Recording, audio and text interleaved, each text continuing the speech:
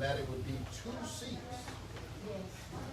seats needed to determine who would be in the majority.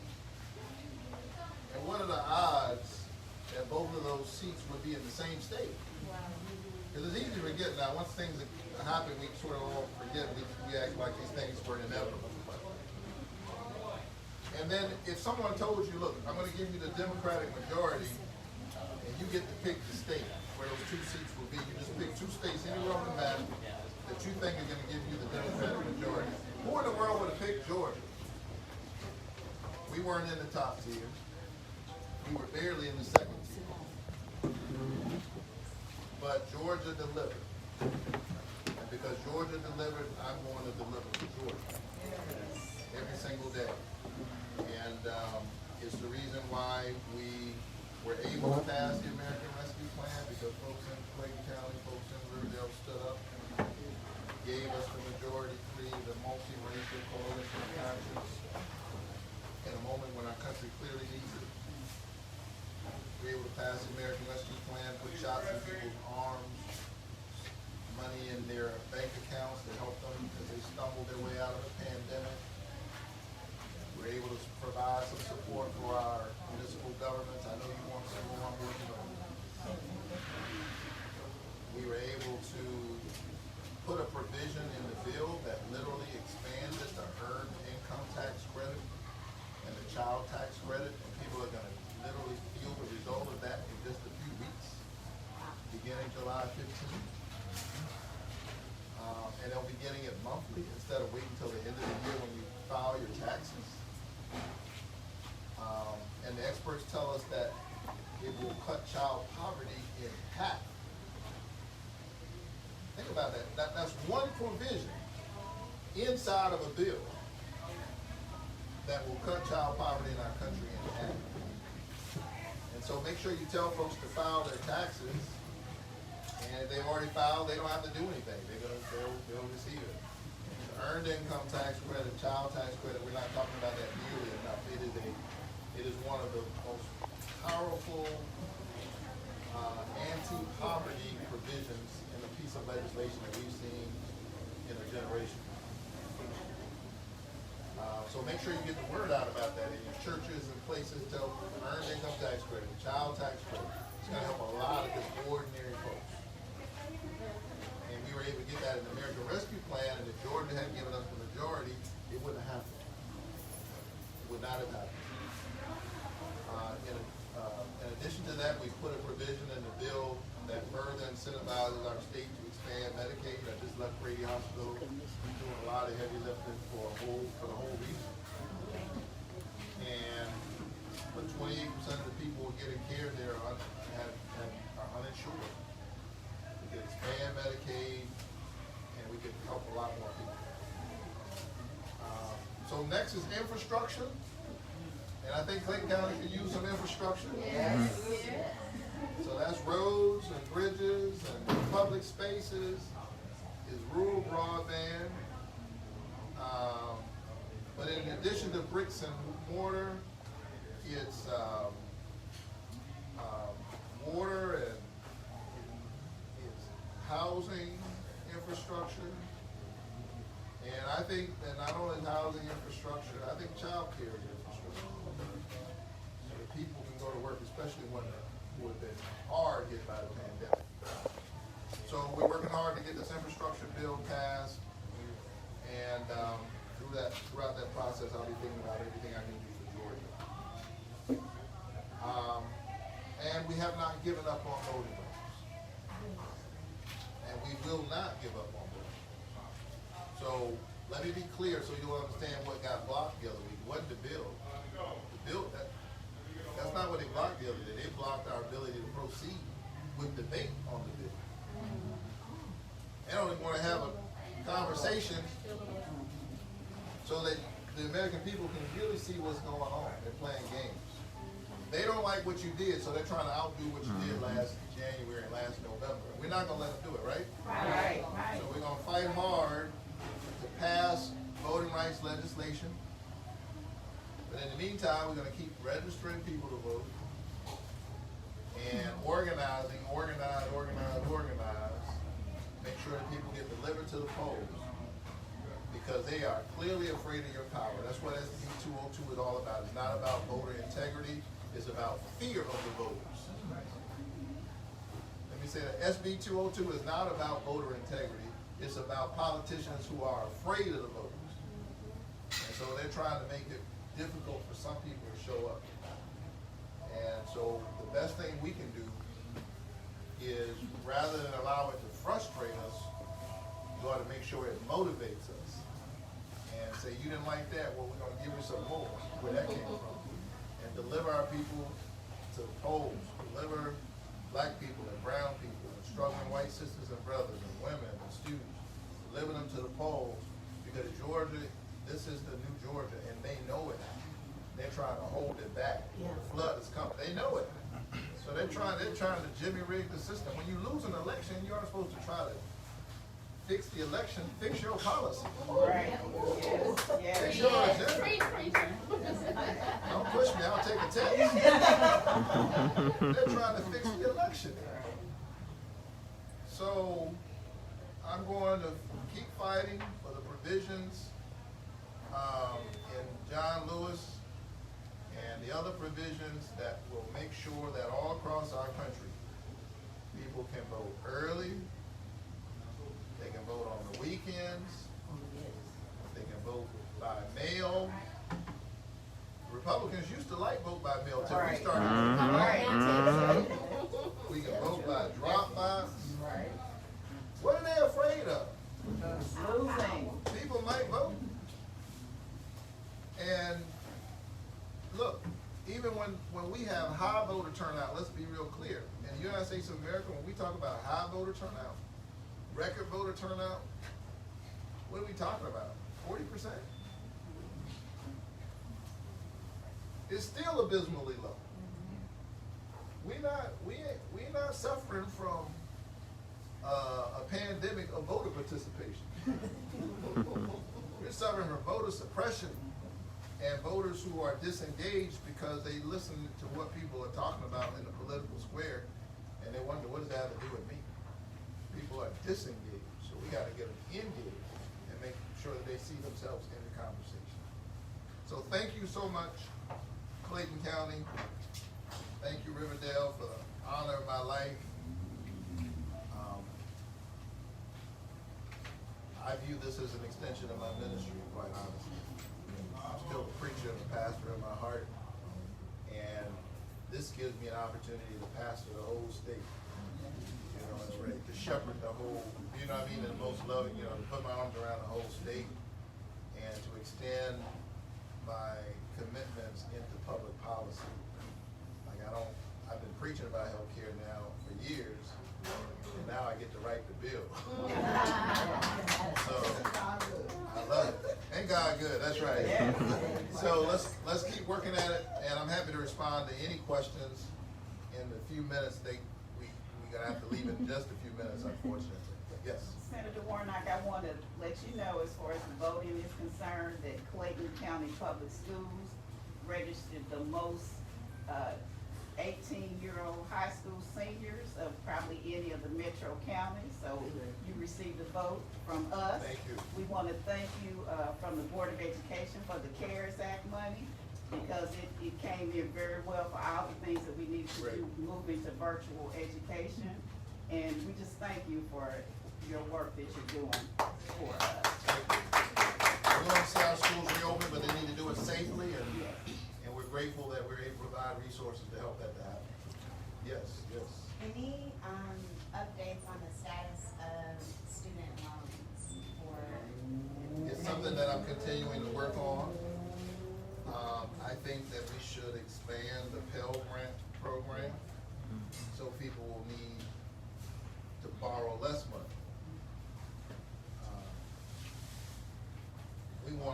We want our kids to graduate from college and then assume the American dream, be able to buy a home.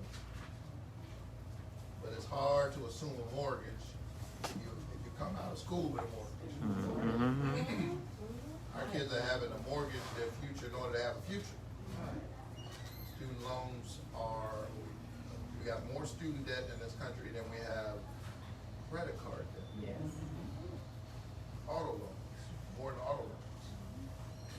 You know, it was a struggle for me to get through college. When I went to Morehouse, my parents' income was equal to the tuition, room, and board. But I got out, I borrowed some money, and I paid off my loans years ago. And I was a poor kid from the project. Now kids go to school now, and it's just unreal. So we gotta get control over the cost of college. And there are several reasons why college is so expensive. And we need to expand the Pell Grant program, and we also need to forgive a lot of student debt in this country. Yes, Yes, And yes. The rate I that looked they at have it, to borrow at. yeah. Because the rate to borrow should not be 3 times what a mortgage is. Yeah. And I'm speaking as the mother of a daughter who just got a PhD from the University of Kent in Canterbury, England. Yeah. And she's got the mortgage more than I ever paid on my mortgage. Yeah, For her payments. the rate, yeah, yeah. But I'd like to actually see us forgive a lot of student debt. Yes. It would actually, I looked at the numbers, it would be a great lift in Georgia. And of course, some communities are disproportionately represented there. And it would just be a great lift. So you get out of school, and then so women make a fraction of what men make. And that's true, and it's broken. I know Black- some people black get women- public service right off after so That's many true. years, but it doesn't work, doesn't even get the monthly needs. Right. So I'm working on that, and my legislative director is very focused on that. He's been working on this issue for years. He's from Georgia, and we'll keep working on it. Thank you. Yes. We thank you for the CARES Act money, however, we know that the world's busiest airport sits in Clayton County. And so we hope that you will, consider supporting the transportation legislation that will help us into the future. Yeah, what I'm working on right now is a companion bill on the Senate side that will create a I know that the change in the formula created some issues for the Clayton County. You got a big gap, so like $12 million, which is. Well, it's 12 million for the county and the cities, and then the school district is missing their money. They have 45. So we gotta figure out how to make up for that shortfall, and I'm working on a legislative fix for that on the Senate side. Thank you. We'll see what we can do. Yes.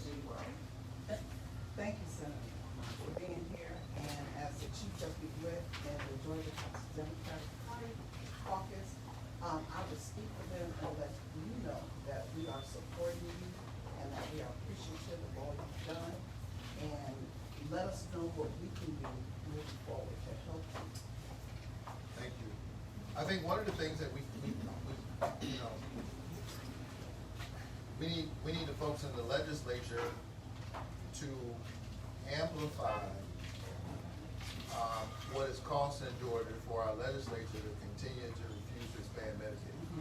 Yes, yes. And our leader does have a bill, we did a resolution in a bill, but We're not in keep getting it. the majority. Exactly. But that doesn't stop you from calling press conferences, That's right. getting the word out there. But you should continue to shine a bright light on the fact that I put a provision in the American Rescue Plan that literally gives Georgia millions of more dollars on top of what it already had to expand Medicaid. You all be clear about what's happening. We put a provision in the American Rescue. Georgia should have expanded Medicaid in 2014, and it didn't do it. Said we can't afford to do it. No, we can't afford to not do it. But on top of that, in the American Rescue Plan, I put a provision there which said, you know what, I'm gonna sweeten the pot for you even more. Why was I able to do that? Because Georgia gave us the majority. So even though I'm a freshman, there are 100 senators, everything that it says based on seniority, I am exactly number 100. You know, Lord, I'm number 100. But I remind them that who gave them those gavels. That's right, that's right. If I hadn't won, none of y'all would have those gavels. And so I leveraged that to get that provision in the American Rescue Plan. So what's going on right now is Georgia is literally leaving.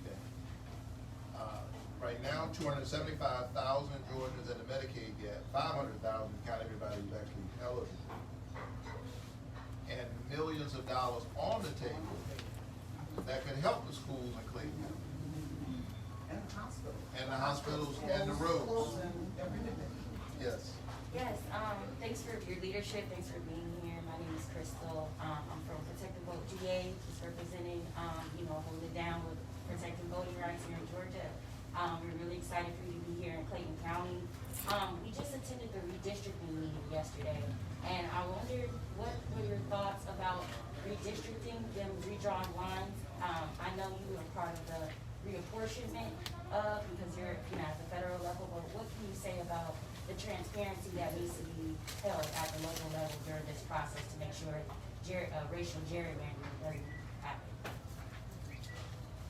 Racial and partisan gerrymandering is just one more way they're jerry-rigging the system. And there are all kinds of ways to squeeze the voices of the people out of their democracy. You can do it through the outsized impact of corporate money, dark money. That's one way of squeezing the voices of the people out of their democracy. You can make it harder to vote, voter suppression in all kinds of ways. There are many forms of voter suppression. That's another way of squeezing the people's voices out of their democracy. Or you can draw all kinds of crazy lines.